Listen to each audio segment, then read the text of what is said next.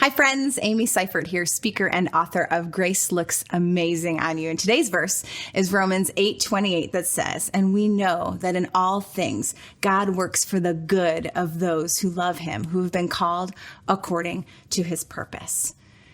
When we got the call, it wasn't good.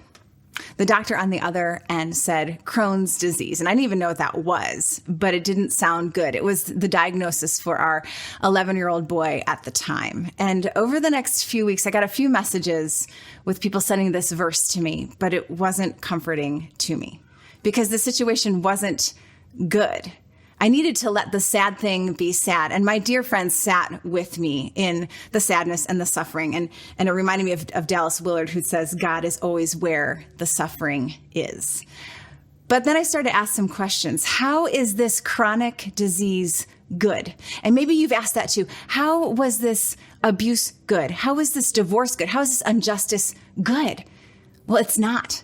And God doesn't say that in this verse. He says he will work for our good in all things. It's even what Joseph said at the end of Genesis to his brothers. And if God really is who he says he is, and if he really did defeat death and rise from the grave, then he can take anything that is terrible and he can redeem it.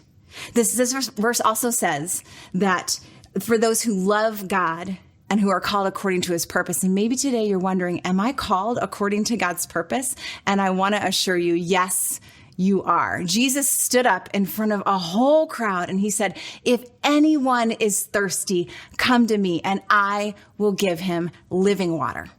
You can come to Jesus and restore your relationship with him. So today, two things. Weep with those who weep. Sit in the suffering. Don't be afraid of the suffering and be there in the dark with your friends. And to take heart. All things are not good, but we have a good God in all things.